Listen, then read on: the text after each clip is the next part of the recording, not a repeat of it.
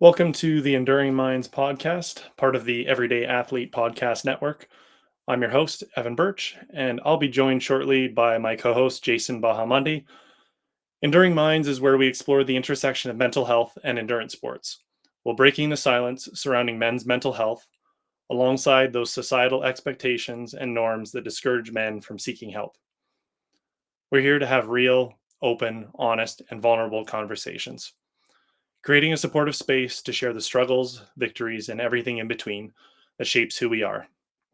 So leave the shame, guilt, and fear at the door and join us for another episode of Enduring Minds.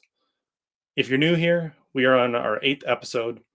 All previous episodes are on the Run Try Bike YouTube channel and on the Everyday Athlete Podcast Network on your favorite podcast platform alongside 8 other incredible shows.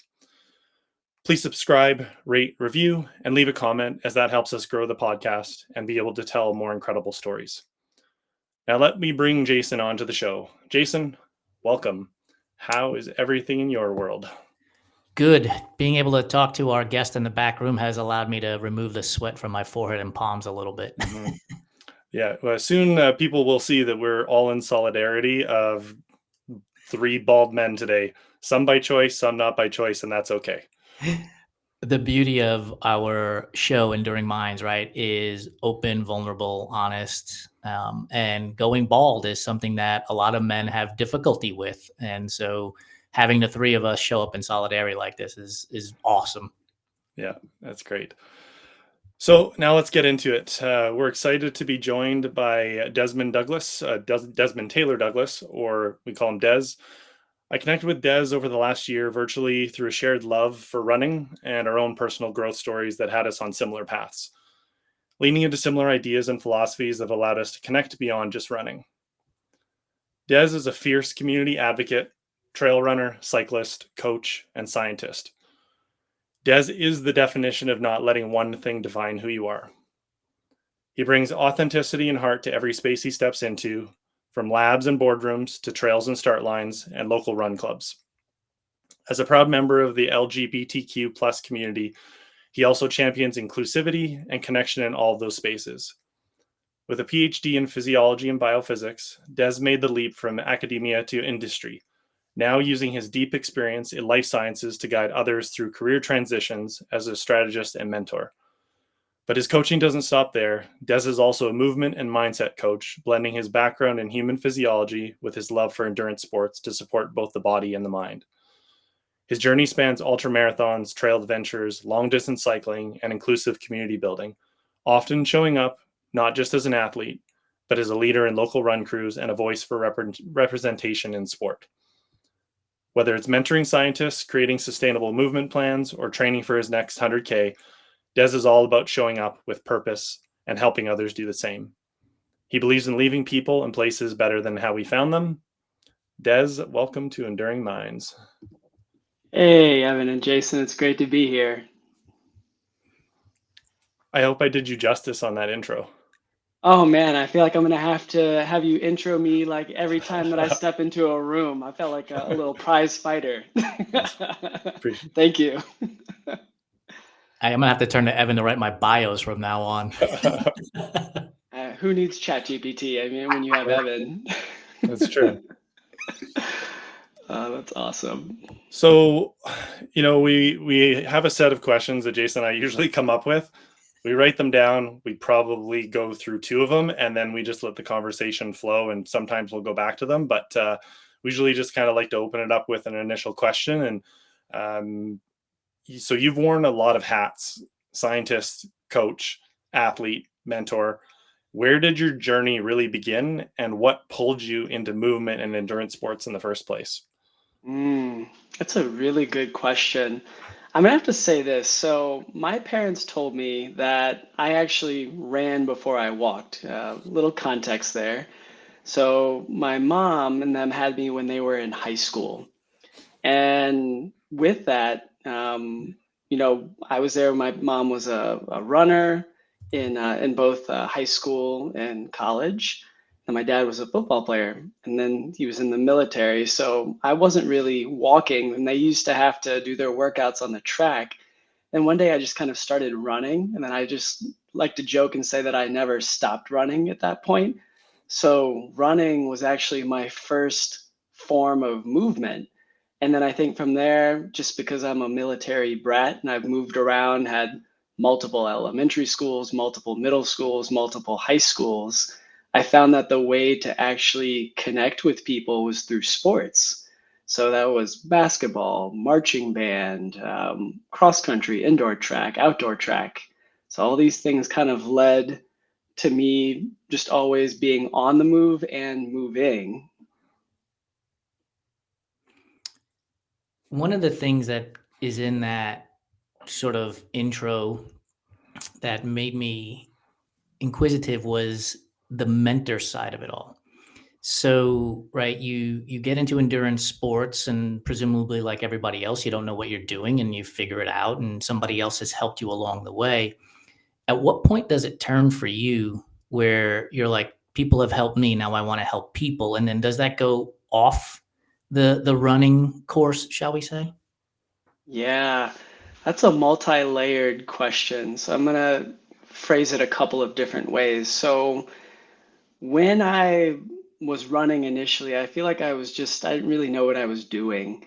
And then when I got to high school and I had just started this new high school, I was at marching band camp, and then I saw a group of runners running by. They all looked like they were having so much fun. So I just said, "Hey, like, you mind if I go for like jump in on this run too?" And I did, and I learned that they were the cross country team. And when I got to the cross country team, they said, "Hey, like, you should come out to one of our practices." It was there that I had my first ever mentor. His name was JR. He's now passed away, but you could tell that he was the heart and soul of running. When you go to that running group and you see someone that shows up, whether it's rain or shine, and just exudes positivity, he was that person. And he just wanted everyone to feel included, no matter if you were really fast or if you were the back of the pack. He said that everybody had a place on the team. And then after, doing pretty well my first year of running, I got another coach, and this person, her name was Cara, also a really good mentor. And I think at this time, I was starting to see people who loved what they were doing, and these people started kind of instilling the seeds of kind of really enjoying movement and wanting to share that with everybody. Now, I guess I'll take this and I'll fast forward. These were all like beautiful moments in my running career, but in the background, there was a lot of really tough things happening for me. So, really, I feel like running is the thing that kind of kept me stable, and it was an anchor for me. And when I found that, when I kind of went through a period of not feeling like I had anything except for running, I got into this dark space. When I was in this dark space, I remember telling myself that, once I navigate this, I never want anyone to feel what I'm feeling. I want people to always feel like there's a light at the end of the tunnel. It's not a train. I want people to be able to look at me and feel like they can approach me, they can ask for my help. So I'd say that that was the transition point for me, was just going through a dark period of time and, not having any choice except to climb up and to be myself and to present myself to the world, and to just be a person to say, "Hey, like, you're not alone. I'm here to help." I think that that's kind of the transition point. I wrote down a couple of notes while you were talking because I too moved as a young kid. I'm Puerto Rican, grew up in the Bronx, and I went to school with Juan's, Jose's, and Maria's. And we moved to the suburbs, and all of a sudden I'm going to school with Tyler's, Kevin's, and Jennifer's. And it was a whole different world. And you painted this picture of having mentors that helped you, and it seemed like it was unicorns and rainbows until you mentioned the tough spots, right? And I'm wondering, when you moved to this new high school, how easy was it for you, or difficult, to blend in, fit in, get yourself involved outside of the running piece, like the academic side, the friendship side for those that weren't runners. Was that a difficult process for you? Yes. So I'll say something. When I moved to Avon, Ohio is historically a farming community when I moved there. And they were turning farmlands into houses. And to my parents' credit, I think what they've always tried to do is to build up on the front end and say, we're trying to do as much as we can on the front end to give you as many opportunities to succeed. Now, was the execution of that always right? No, but I think in the moment, they're young parents. They're doing everything in their power, and moving to Avon, Ohio, and building their dream home was part of that. But as soon as I rolled up to that school, I saw pickup trucks, Confederate flags, like all types of stuff. And I think, you know, maybe at that time it was 1% other that lived in that town, and I was a part of that other. So coming in, I think, it felt like a bit like an alien kind of landing in the middle of a crop field and saying, "All right, we're here to join the masses." So initially, there's a little bit of pushback, but I think for me, the thing that made it easy was being a part of sports. I think that sports is one of the universal languages for everybody. So I think that that smoothed the path, but did it make it easy? No. I think that, there's always microaggressions. There's always people who are kind of looking at you and wondering, why you're there. And if you are, you know, if you're going to be as good as they are, or, if you're going to take opportunities away from them. So yeah, it was good, and it was also tough at the same time. A blend of experience there. Yeah, bridging from those experiences into all of the things, and I'll say all the hands, all the honey pots you have your hands in between science and cycling and running and community work and all of these other pockets that you're a part of, coaching, mindset work. I would imagine that your experiences have been different in all of those areas. So I guess my question is where have you felt the most seen and where have you had to fight to be seen? Mm. I felt the most seen as an athlete. I think, I've been able to navigate the world as an athlete pretty easily. I ran cross country and track in high school. I had the privilege of running national meets. I've gotten to travel all over the place, be coached by great people, be in the same rooms as a lot of people. But to be honest with you, in high school, and now I'm looking back as an adult, and if I had to talk back to the younger version of Des then, younger Des then was just going through the motions. I was on survival mode. I didn't know who I was. I I feel like I'm going to go back to kind of a saying that my dad had. When they had me in high school, they had to create a blueprint, and everybody needed to be on this blueprint to move forward as a family, because my successes were my family's successes. We were all growing at the same exact time. And I'm sure if anybody has any connection to the military, you know that things are orderly. Things are, there's a way to do things, there's an SOP. So I think in high school, I was just trying to be on the SOP. I was trying to run, I was trying to get the grades that I needed to get. So all of these things that I'm doing now, where it's like mindset and mentoring, I wasn't doing any of that in high school. And I had no idea that it was even possible to do what I'm doing, because I was on survival mode, very I'm much on survival mode. I'm smiling because you're telling my story at the same time. Um, Yeah. I went to this new school and I blended in to survive, to get through the process. And it wasn't until about 4 or 5 years ago, Des, that I finally stood up and said, I am Puerto Rican. and I belong here, and I'm going to do these things. Because for so long, it was just trying to go with the flow, shall we say. And it was a strain that I didn't know I was carrying. And so, my question to you would be, how long before you recognize the I'm just going with the flow, the SOP, that you decided to take back your identity and say, this is Des, this is who I am, and this is how I'm going to do things? Haters be damned. Yeah, that's a deep question. And the way to actually answer that is to say, I even have to kind of pinch myself when you say Des.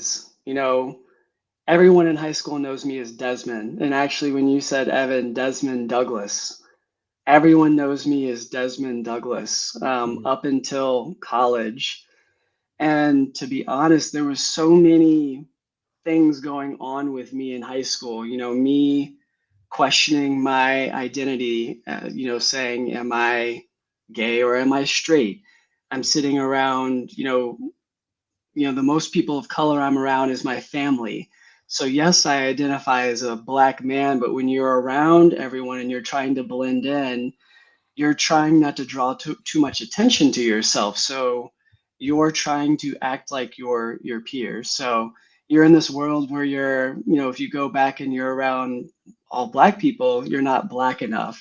But then when you're around a bunch of white people, you're, not white enough.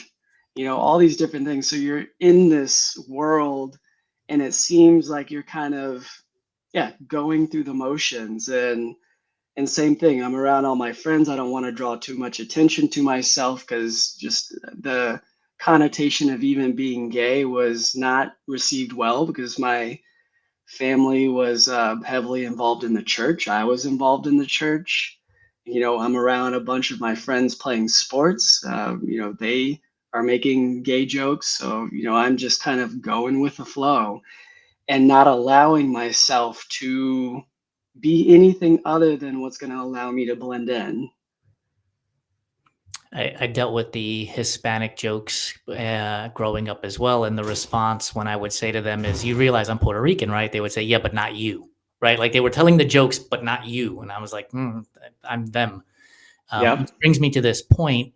Um, Puerto Ricans, we typically play baseball, right? That's the stereotype.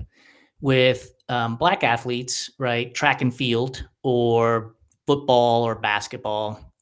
But you're a long distance runner, as am I. Oh, but I played basketball. I started with some basketball. I Yeah. started with the sprints, but quickly realized, or at least my coaches realized, they were like, "Hey, we're gonna bench you because your true talent lies in running, and it's not in sprinting either because you're too slow. Everybody's eating you up here. You got that wind up speed." So they just kept pushing me into the distances until I hit 400, 800 mile, 2 mile, where I actually was good. Yeah, and that leads to what I was going to get to, which was when I told my family that I was racing Ironman or I was doing a 100-mile race. Their statement literally was, "We don't do those things." And I'm like, "Who's this we? I'm actually doing it, right?" And I think that was also a big part of why I didn't talk about being Puerto Rican for so long, because the identity was not all-star shortstop at the major league level, right? It was, 5'6", 150-pound, 140-pound person running for hours on end or cycling for hours on end. As you started to get into the longer distances and running marathons and so on and so forth, and you're seeing less and less black people, was that a sign to you to stand up and say, you know what? I am out here and I want to get more black athletes out here as well? Absolutely. It's coming from a weird place because I'm used to being basically the only black person in the room. If I look around, maybe there's a few. And I think because I'm so used to trailblazing or being in a spot where I'm one of the only ones, now that I'm actually feel like I'm authentically myself, I feel like I am able to speak up. And when someone reaches out to me that is black and says, "Hey, like, I also really like what you're saying. I also want to do some yoga. I also want to run on the trails. I'm like, all right, cool. Like what do we need to do to get you there? And it could be something as simple as like, I don't know what shoes to buy. I'd be like, all right, well, let's first get a gait analysis. Let's understand what type of trails you want to run on. Let's start on the trails that are going to get you excited. Let's start on some fire roads, like where, it feels good, a little bit of flowy trail or maybe a flat trail, and then let's build our way up. So I think now that I actually feel comfortable, in my own skin, I feel good about speaking up and I don't see my otherness as a weakness or a limitation or something that I need to hide behind. Yeah, what I hear in what you're saying, Des, it's interesting. Like we can, and I've said it to Jason before, the uniqueness of our show and bringing on different guests. Like the three of us are all representing different things right now, but we all have challenged our identities, challenged our own mental health, and gone through similar struggles. Our stories are vastly different, but we have all likely felt the same thing. So for recreating your identity, because that's what it sounds like you went through, was having to really establish like what that was for you. Um, how did you rebuild your identity? I mean, you and I have connected on a lot of things, but I would just love to hear from your perspective. Obviously, with culture, with you representing all of these different groups and being the only one sometimes in these groups, in these run clubs and these things, how did you go about redefining that for yourself? Honestly, it came from everything having the whole house having to crumble. It came from everything having to blow up and not having any choice to do anything except for that. So I'll say this. It started with me trying to come out. When I came out, I think my parents operated out of fear and love. Because I've learned this, when someone cares so much about what you're doing, it's because, they love you and they don't want to see anything bad happen to you. And one thing that my dad always told me is like, Des, you know, you get three strikes in life. Sometimes you already get one strike just for being a black person, two for being a male, three, for being gay. So you could potentially just strike out in life. And I think when my parents were afraid that I came out, it really just caused us to become estranged. So we went through this period of actually a long period of time of not really talking. And during that time when I didn't have the support of my family, I think back to my experiences of going to a historically black college. I went to Morehouse. That's the first time where, as my identity, I walked in and I had an idea of who I thought black people were. I had the idea of who I was, but then it was this, you know, alternate universe. I went there, and for the first time, I saw that black people could be skaters, they could be punk rockers, they could be EDM rave people. They could be preppy, they could be, urban, they could be all these different things. They could also be royalty from Africa and speak French. I just came in and my mind was blown, and I saw more diversity within the black community that I've ever seen in my life. So one, that made me feel, you know, special. I said, you know what, my experience is a part of the black community. Yes, I may be different than the peers that live down the street from me in Ohio, in Cleveland, Ohio. But here at Morehouse, I've seen more diversity than I've seen in the entire world in one little space. So that's the first part. So that part of my identity starts to solidify, and I feel comfortable around that. And then by not having my family to kind of rely on, that's when other parts of my family step up. It's my grandparents, it's my aunts and my uncles, and then really pouring a lot of love into me. It's the experiences I had where, running in college became kind of toxic for me. So I stopped running my senior year, but started running again after a friend went through a traumatic experience. And my only way to try to help that person was to say, I feel like your recovery is going to be like a marathon. And you know what? I haven't run for almost a year, but there's a marathon this weekend, so I'm going to jump in it and we're just going to go. And then I think with that, I flew a little close to the sun. That marathon was one of the most painful things that I have ever done. Started off great, but at the end I was walking. But every single person that started passing me as I was running said words of encouragement and really said, hey, you can do this. Hey, run this next couple of steps with me. Hey, here's a goo block. Here's some electrolytes. So everybody pulled together to try to like pull me there. And I feel like that renewed my faith in the running community. And I saw um, what a light everybody in that race was. And I was like, I want to be that light. So combination of being at Morehouse, going through this really tough marathon, and then moving to a new place completely on my own again and not knowing anybody, I said, all right, this is my chance to become Des. I no longer have this this connection to Desmond anymore. I feel like I need to become something new. So with a combination of going to therapy, finding a new running group, showing up where no one knew who I was, no one knows my past. All they know is that I'm showing up. I'm gay. I'm black. I moved from Atlanta. I'm working on my PhD. That's all anybody knew about me. And I said to myself, like, the right people are gonna be by my side and want to be my friend, and the people who don't want to be around are just going to make space for the people that do. So then I just told myself, like, all right, Des, like, it's going to maybe start a little bit lonely, but I think the right people are going to start gathering around you and will lift you up. And then that process, kind of like you, Jason, that took a long time. I will say, you know, maybe 2014 is when it turned around. And this might be kind of funny too. Um, at this time, what I did is I had a vision board on Pinterest.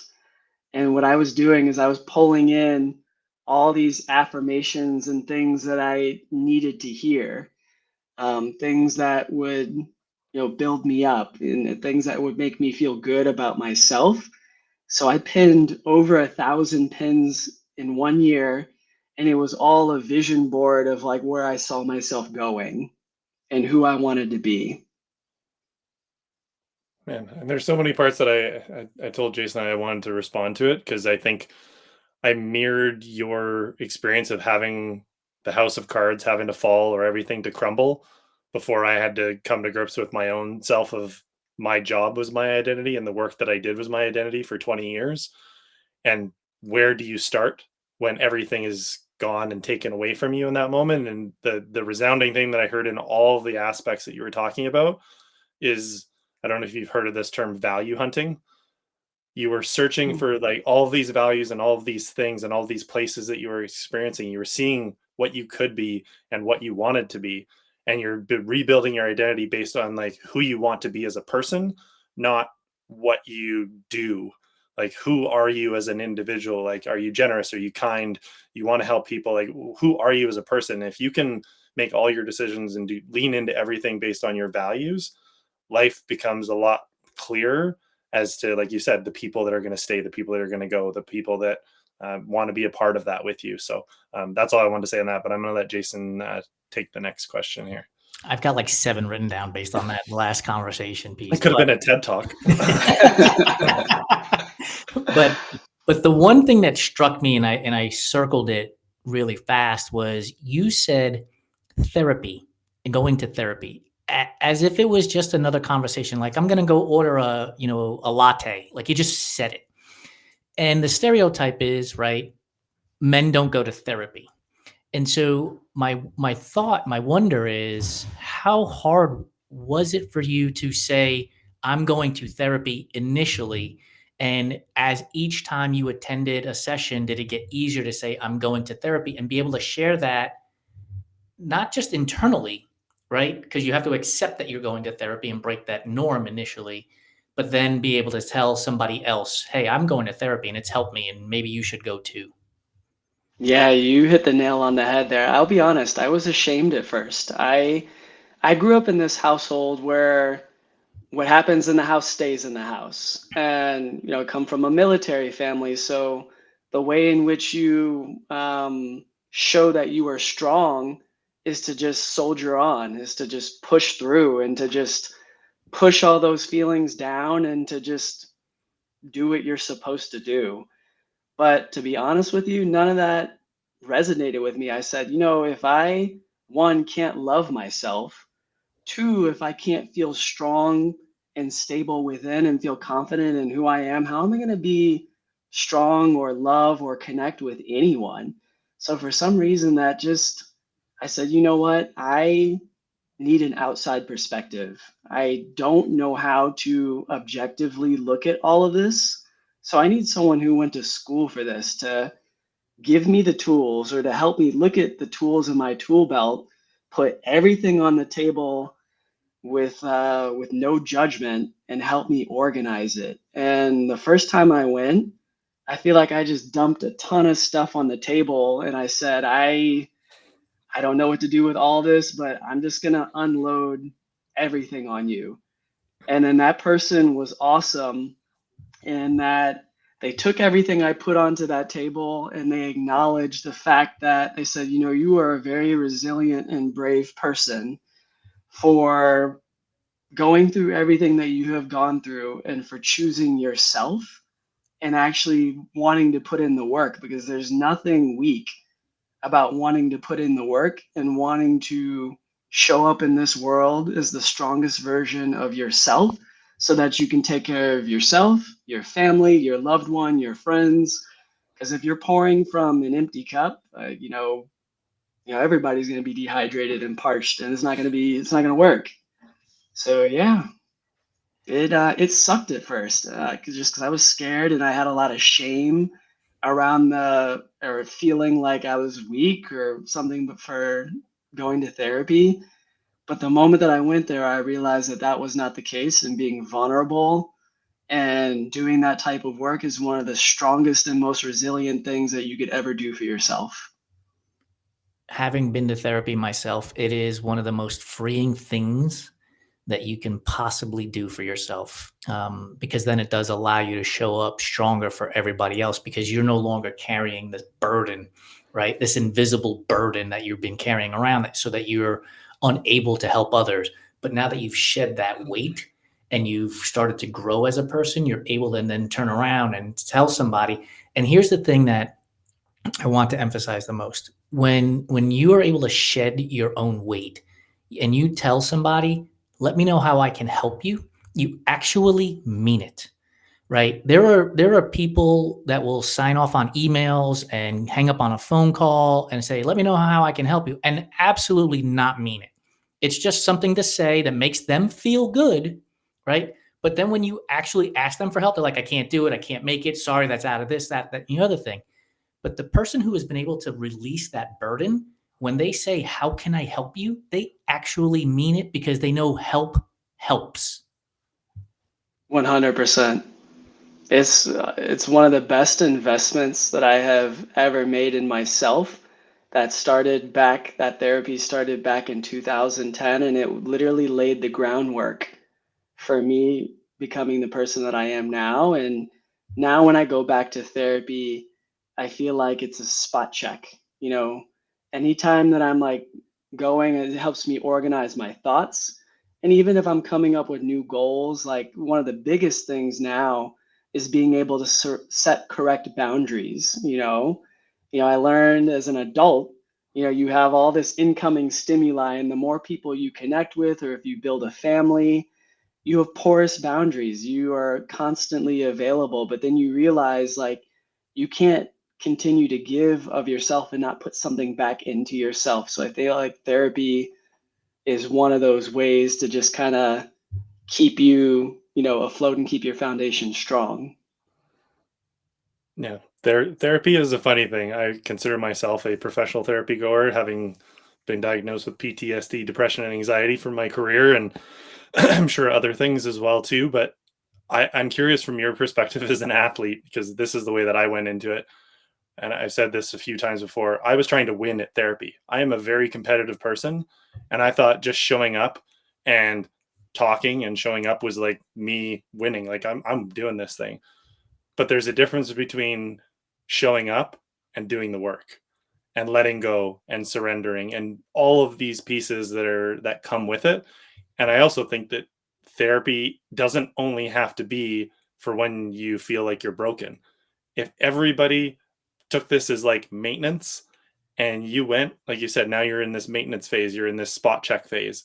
If you took that for what that was, and if you were able to have done that, if I think back again, you talk about little Des, if I was a kid and my parents were like, we're just going to take you every 6 months to go talk to somebody to just make sure everything's okay. My goodness. Like, can you imagine how different life would be if that was there for everybody? So I just wanted to say that part, but I really wanted to talk to you about the mindset piece and really this idea of non-attachment, because Mm, you talked about it a lot. We've talked about it a lot together.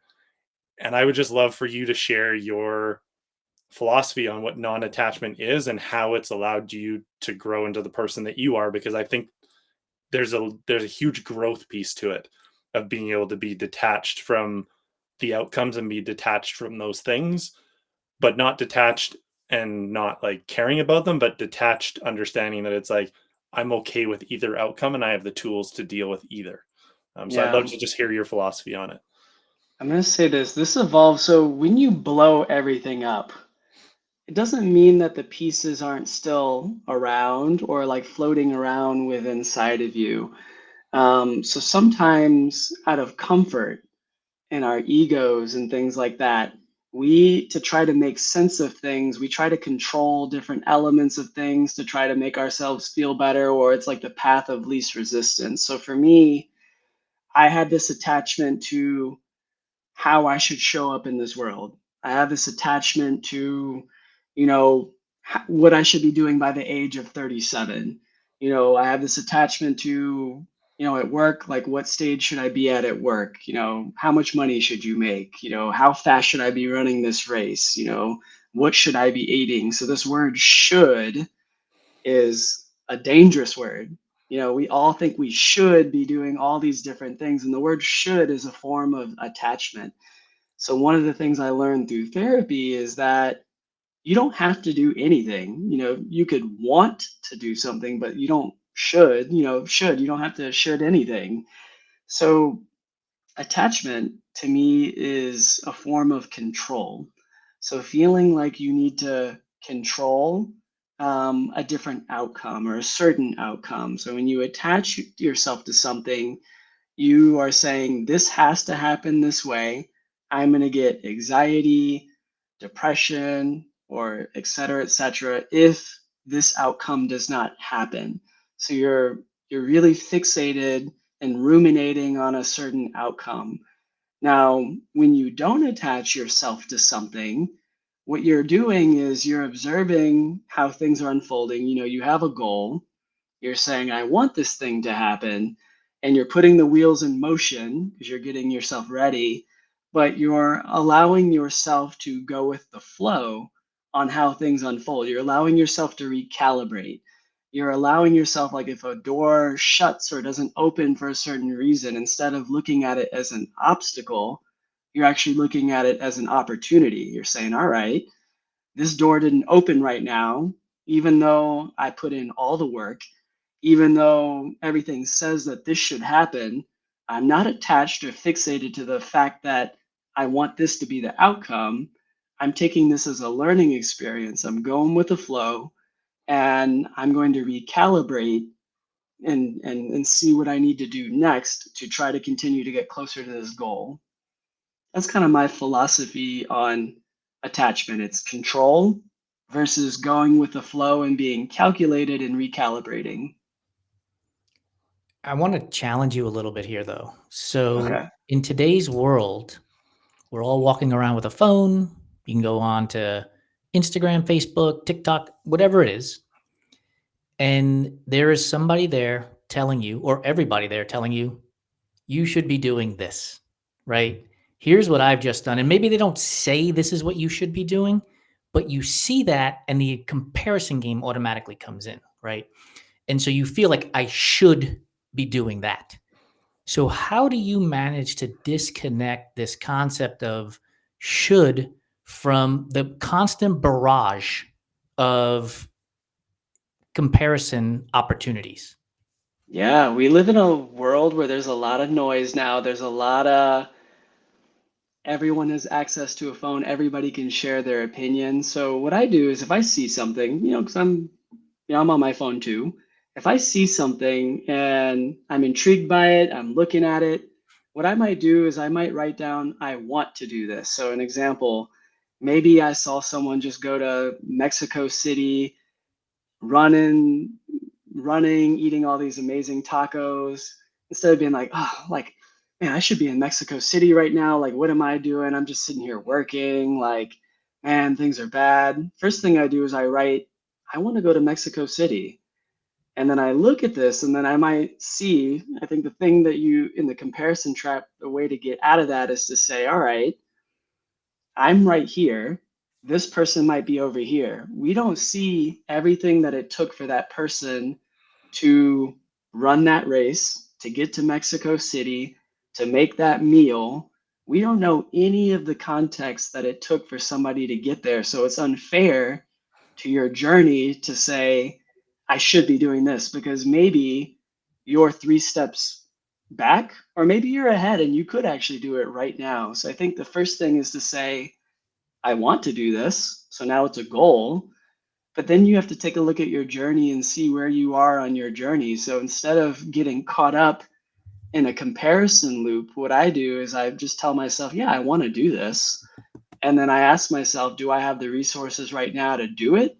Or what do I have to do to build it? And is it a priority right now? And if it's not a priority right now, I literally have, when I set goals, I have A, B, C, D. A is like immediate goal. B is like a nice to have goal. Like maybe I'll get there. C, not really a priority right now, but on my radar. D, this is, I might eventually get to this. This is a parking lot if you know, I eventually want to get there.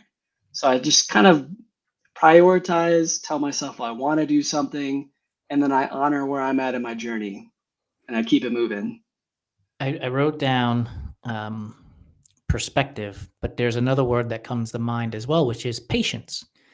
And again, the world tells you the way the stories are told.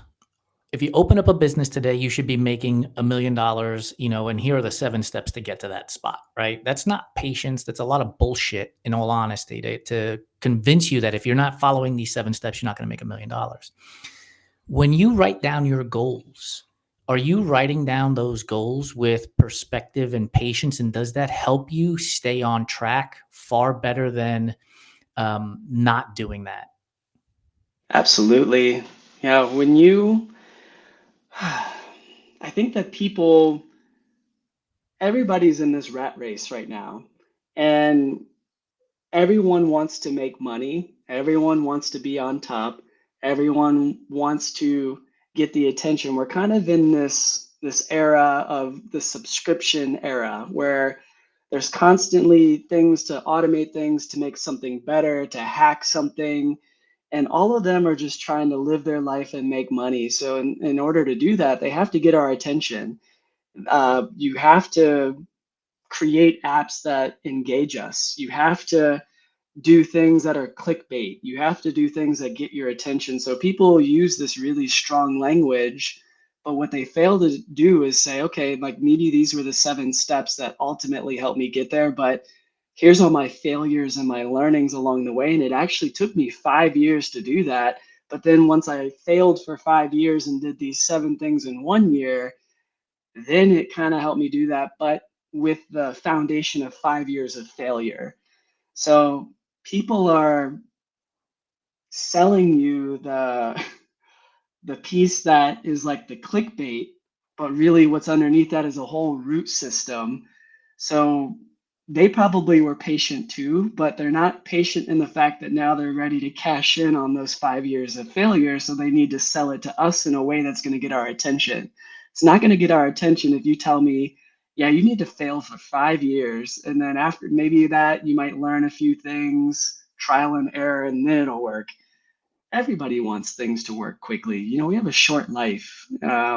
So people are trying to make the most out of it. But to be honest, you can't do everything all at once.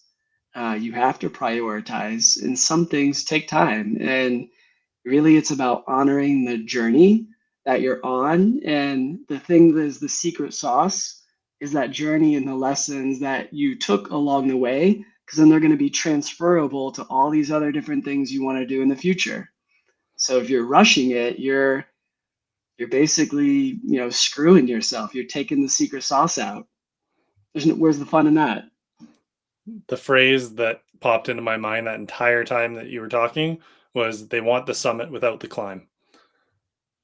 That Yes. that to me is the, like you said, that secret sauce. Like, and it's no different than in training. Like, people want the podium, but they don't want to do the work that comes with it.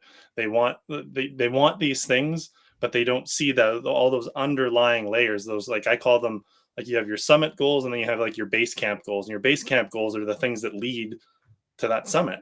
And if you're not focused on those things first in the process and all of those pieces, like, I feel like you're giving a lot away because you're trying to shortcut yourself. You're trying to get to that place faster, like you said, by doing these bigger things that people are telling you is going to fix everything for you. But to me, that takes the joy out of it. Like, how much more valuable to you would it feel hitting that summit if you knew you grinded it out, you did all these things, you did all this stuff to get you to that place? Like, to me, that is, like you said, the secret sauce. That's where the money is, and money is energy. Like, put your attention, energy is going to go there, and that it's going to be there if it's meant to be there for you. You can't force it, you can't control it, like you said before. So that's what it is for me. It's like they want the Yeah. summit without the climb. And Yeah. the saying too, like honestly, instant gratification feels really great until it doesn't. It's fleeting. You need multiple pings of instant gratification for it to last. And in fact, it doesn't last because then you instantly need more. But delayed gratification and like being really proud of the journey that you've been on and like arriving there and like thinking about the entire journey, that's a lifetime. That's a memory. That's an unlocked core memory. And I want to add this, and before we move on to the next segment of the show, I go back to Des, what you said about people aren't going to share with you the 5 years of failures before they hit that success. And honestly, that is that is a disservice, right? Because we're now looking at this person's 1 year of success while we're failing, and we get frustrated, we get angry, we get stressed, we potentially quit, and we stop doing what we're doing because I haven't gotten to this process yet. I think young entrepreneurs, entrepreneurs in general, we would be better served as mentors and helping others by building in public. And it's something that we have taken pride in here at Run Try Bike, which is we're building in public. We've had failures left, right, and center. But when I mention the failures to some of the people that we talk to, I'm like, did you know that we used to do X? And they're like, no. I'm like, do you know that we used to do Y? And they're like, no. Right? It moved. The world moves so fast that the failure is going to be forgotten. But if you're building in real time and you're doing it publicly, the other person who reads what you're doing sees that you failed. They're going to continue on instead of thinking, well, these guys are awesome. They're doing it on the overnight success, which is just nonsense. There's one thing about building a business that frustrates me more than anything else, and it's this idea of overnight success. It just doesn't exist. No, and I used to think that that was the way, like you don't want to fail, you want to avoid failure. I used to think that for the longest time. And now I'm like, you know what? I learned so much more from failure than an instant success. And I'm grateful. I have failed multiple times and I've had to, crawl up the side of a house and make a window my entrance versus a door because the door was not opening because I just kept failing. But you know what? Like you just have to keep going especially if something is for you and you know that you're just grinding towards something. Yeah, that delayed gratification is totally worth it. I mean, myself, I'm a product of delayed gratification. All this has been like brick by brick, while some, dilapidated structure was built, then I had to destroy it, and then I had to go source my bricks. I had to go source my mortar. I had to find my soil. I had to till my soil. I had to like lay my concrete. I had to start building it. I had to get a whole team because I couldn't do all this by myself. And now, I'm liking what I'm building. I'm finally on that track of like being proud of what I'm building. Sounds to me like you're an HGTV fan like I am. You're not wrong. You're not wrong. We're running out of time, and we do this with every one of our guests. We have a segment of the show that's called Stop, Start, Continue, and it's based on the Japanese tradition of misogi. And at its core, misogi is about the transformation, so shedding old habits, beliefs, and ideas, embracing and letting in new and more powerful version of yourself while letting go and surrendering in order to grow.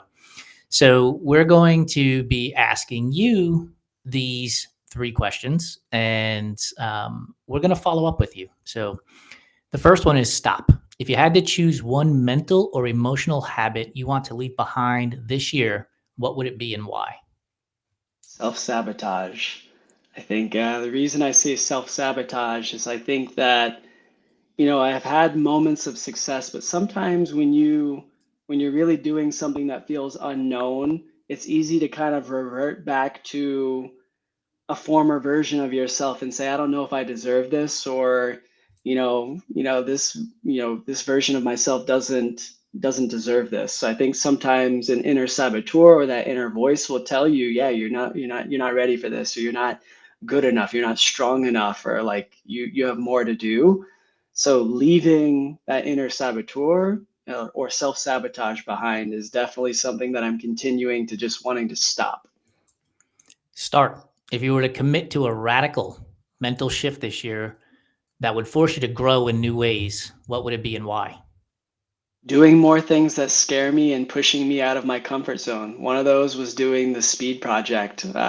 Actually, like a week or 2 ago, I know Evan has done that solo.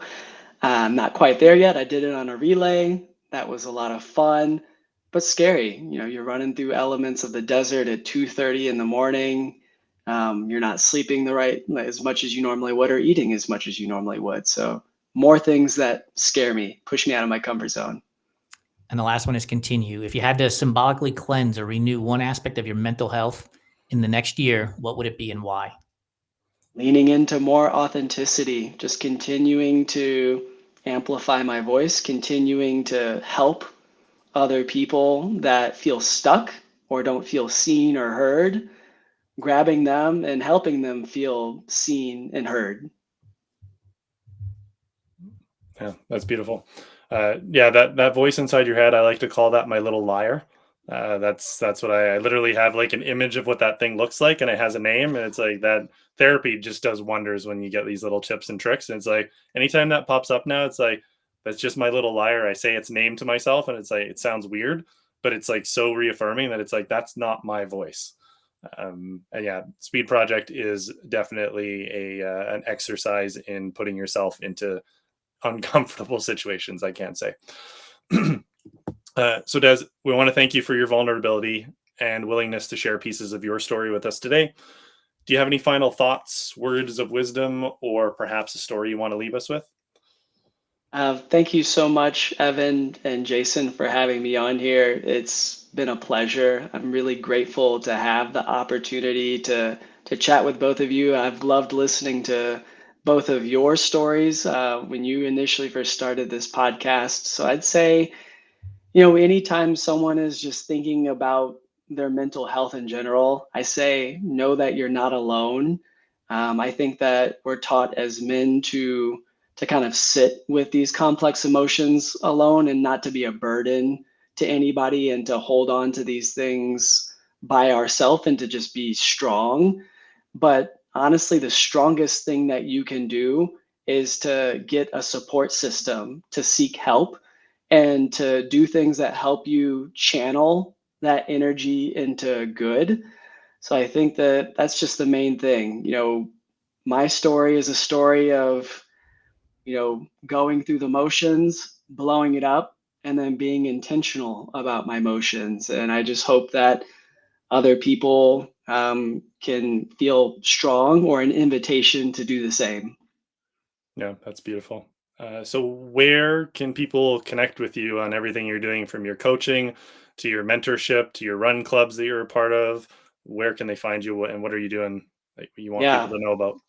So this is an open invitation. If you were ever in the San Francisco Bay Area and you want to run on a trail, definitely shoot me a message on Instagram at Run Desi Run. You can also find me on Strava, Des Taylor Douglas. I organize a Twin Peak Tuesday run. If you're here on a Tuesday, I'm involved with the San Francisco Running Company. We run on Saturdays at 8 a.m. But I'm definitely happy to get you all plugged in, and yeah, always down to go for a trail run. Awesome. Thanks, Des. So, on behalf of Jason and myself, we want to thank you for joining us on the Enduring Minds episode 8. We're a proud part of the Everyday Athlete Podcast Network, one of 9 incredible shows. Please subscribe, review, leave a comment, and rate the show, as it will continue to allow us to bring incredible guests like Des and their captivating stories to the Enduring Minds community. Jason and I have a little something new that's going to be coming out here. I think we're still figuring out timing, but it'll be the every other week to when we have our guests coming out. So watch for that. And our next guest episode will feature Michael Bridges on April 24th. Until next time, let's continue going the distance and breaking the silence together.